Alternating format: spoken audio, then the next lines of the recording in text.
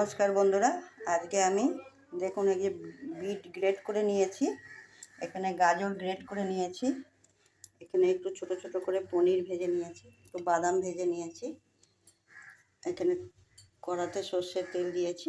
এই পনির ভাজা তেলে এর মধ্যে 5 ফোড়ন সম্বারাতে দিচ্ছি, দিয়ে এই আদা কাঁচা লঙ্কা বেটে নিয়েছি, সাথে ফোড়নটা হলে ওর মধ্যে আদা আর কাঁচা লঙ্কা বাটা দেবো।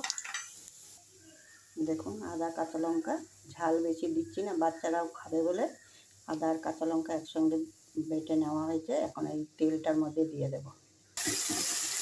দেখুন আদা কাঁচা লঙ্কাটা দেওয়া হয়ে গেছে তেলের মধ্যে, এটাকে কষিয়ে তারপরে বিট গাজরটা দিয়ে দেবো।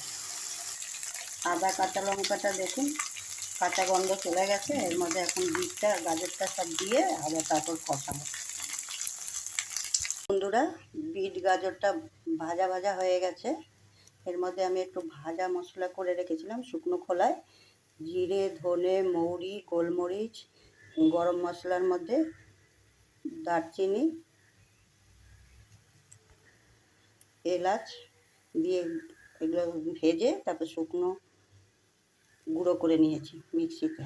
এখন এটার মধ্যে দিয়ে দিচ্ছি। দেখুন এখানে আলু সিদ্ধ করে নিয়েছি 10-12টা।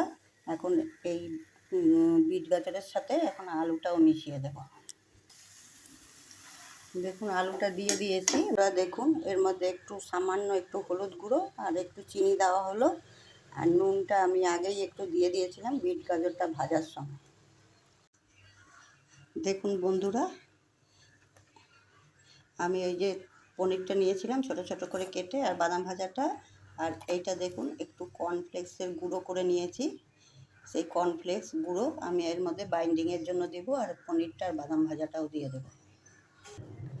দেখুন পনিরগুলো আর কর্নফ্লেক্সের গুঁড়োটা আর বাদামটা দিয়ে দিয়েছি। এবার এগুলো নাড়াচাড়া করে তারপরে আবার দেখাবো। ভেজিটেবিল চপগুলো করে নিয়েছি।